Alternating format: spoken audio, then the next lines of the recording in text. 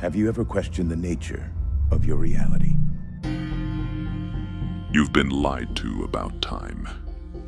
You were told you're walking through it like a road, one day after another, cause then effect, past behind you, future in front of you. You imagine yourself moving along that line, dragging your history like a chain, hoping one day your circumstances will finally catch up to your potential. But what if that's not what's happening at all? What if you're not moving through time? You're moving through versions of yourself. What if the future is not something you create later, but something that already exists now as a spectrum of possibilities? And the only real question is, which one are you going to tune into?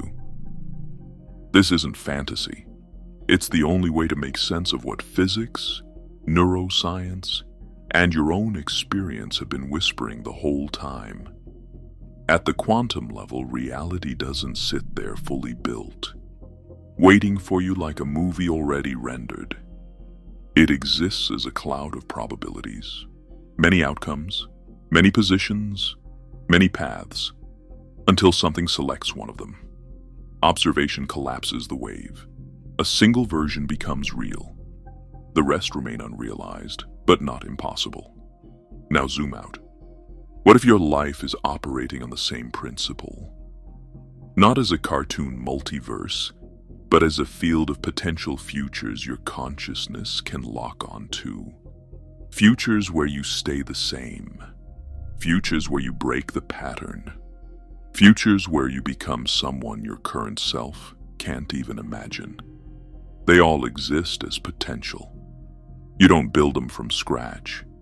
You tune your identity, your decisions, your attention, until one of them becomes the line you walk. Right now, you think of your future like a destination at the end of a straight road. But that road is more like a branching network. Every belief, every assumption, every reaction you refuse to question is like a rail switch, quietly deciding which branch you slide onto. Most people never touch the switch. They run the same emotional program every day, same doubts, same reactions, same stories about who they are and what's possible.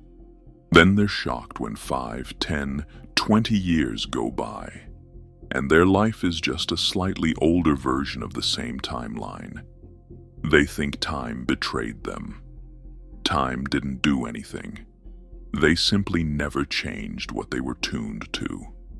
Think about this. Your brain is not a passive recorder. It's a prediction engine. It takes your beliefs about yourself and the world and uses them to filter what you notice, what you remember, and what you ignore. It fills in gaps, edits reality to match your expectations, and quietly resists anything that threatens your identity. That means your future doesn't start tomorrow. It starts with what your nervous system expects right now. Expect rejection, and your body braces. You misread neutral signals as threats. You sabotage connections. You pull away from opportunities that might expose you. Then you say, "See, people always leave. I knew it." Expect failure, and you aim lower. Hesitate longer. Say no, when a different version of you would have said yes. Then you say, "See, nothing works out for me." You're not predicting the future. You're installing it. Not by magic, but by the way your identity shapes your choices, and your choices shape your path. If that's true, then your future is not a blank page. It's a library. Every possible storyline is on the shelf, and your beliefs about yourself are the hand that keeps grabbing the same book.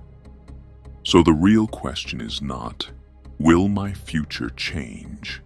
It's, will I ever become a different reader? Do you know what I'm talking about? Let's take this further. You already know there are versions of you that exist only in imagination.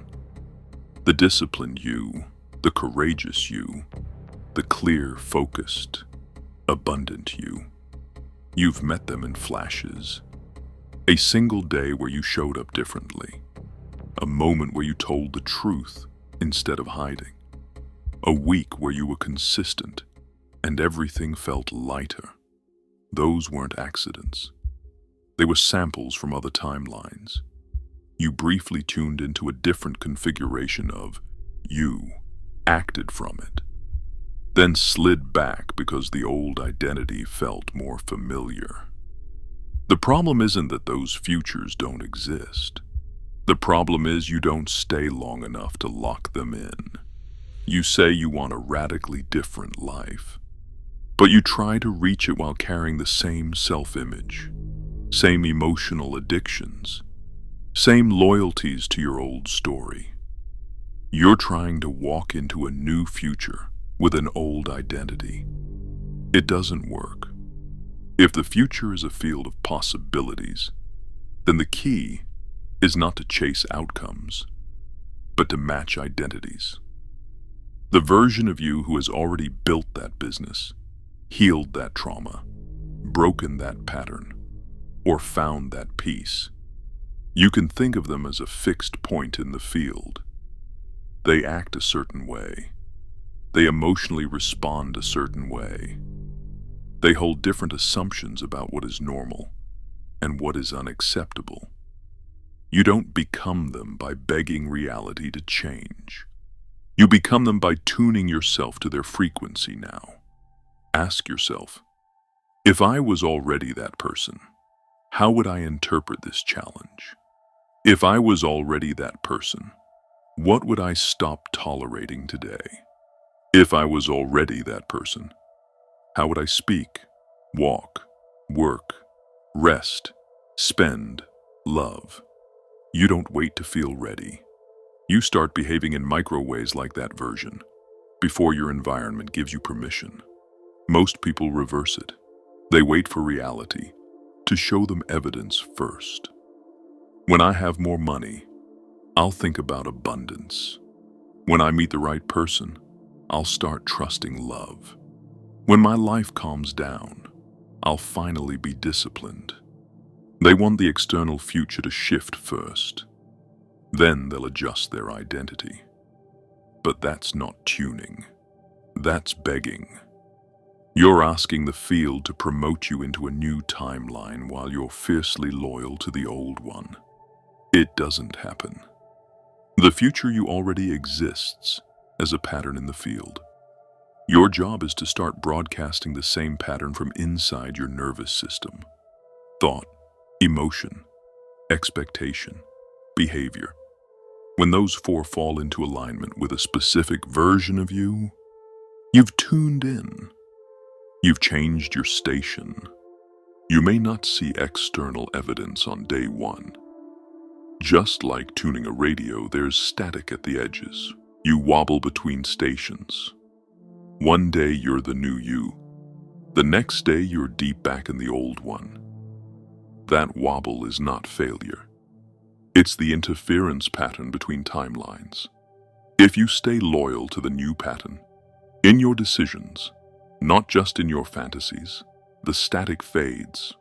One reality becomes clearer, louder, more normal.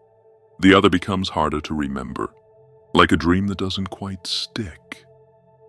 This is why people who truly change always describe the old version of themselves like a different person. Because that's exactly what it is. They tuned into another identity long enough for the world to reorganize around it. So how do you actually start tuning? Not in theory. In your next 24 hours. First, you stop treating your current personality as sacred. Most people defend their identity more fiercely than they defend their freedom. They cling to stories about themselves. I'm shy. I'm lazy. I'm unlucky. I always overthink. as if those traits were carved into their soul instead of just familiar states their body is addicted to. But if your future already exists in multiple versions, then your current personality is just one costume among many. Useful, maybe, but not permanent. So you ask, ruthlessly, which parts of me are actually just survival choices I made years ago? Who taught me to see myself this way? What do I get to avoid by staying this version? You don't need to hate your current self. You just need to stop worshiping it.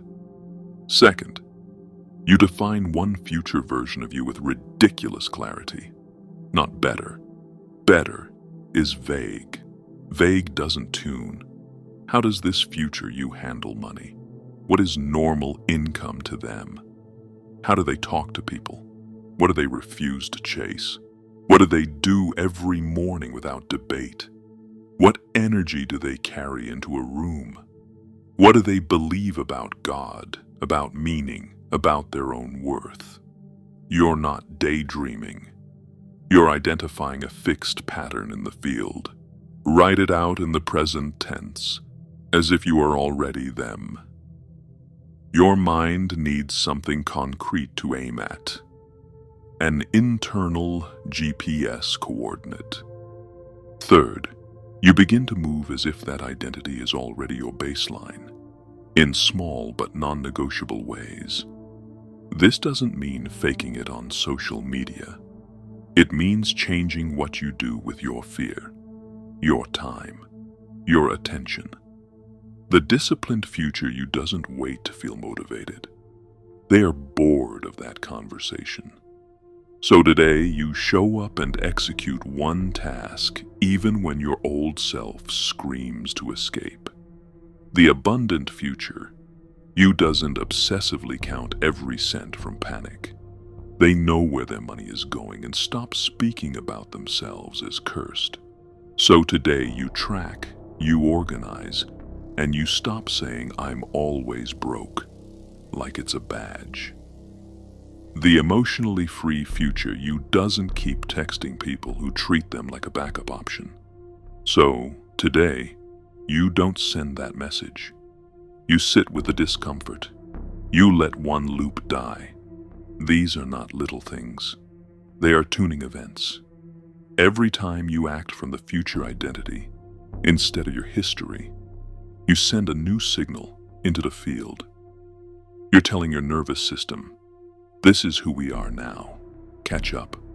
Your emotions will protest. Your body will offer you old familiar chemicals. Guilt, anxiety, emptiness, the urge to run back to what you know. That's the test. Not from the universe, from yourself. Do you believe in fate, Neil? No, Why not? because I don't like the idea that I'm not in control of my life. I know exactly what you mean.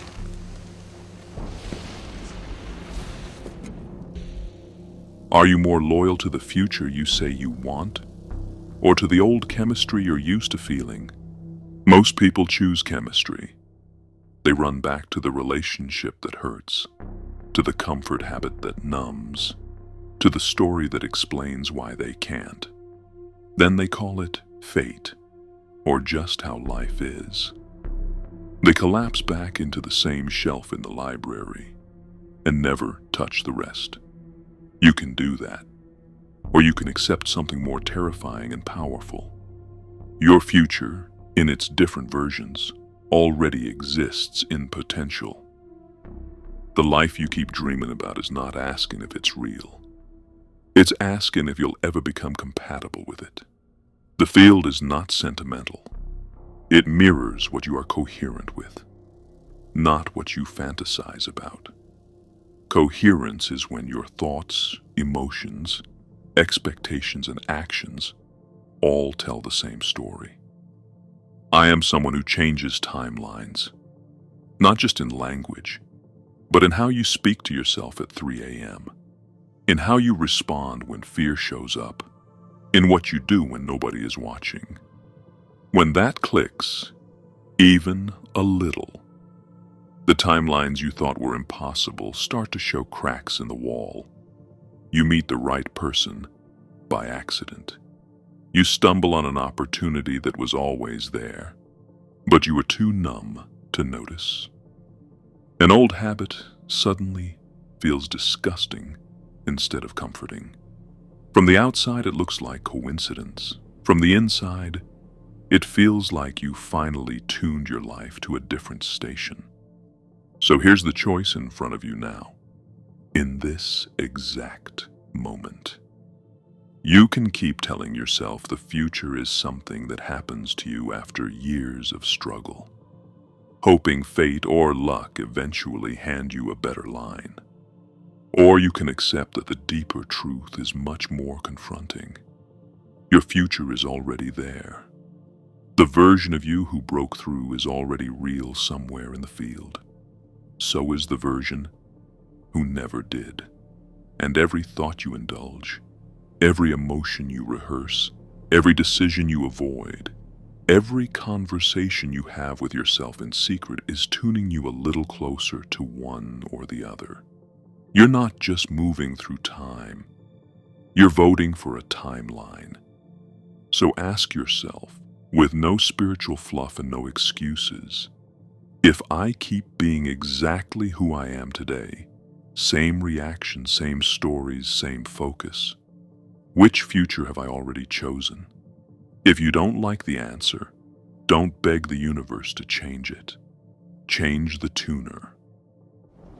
You felt it your entire life, that there's something wrong with the world. You don't know what it is, but it's there, like a splinter in your mind, driving you mad.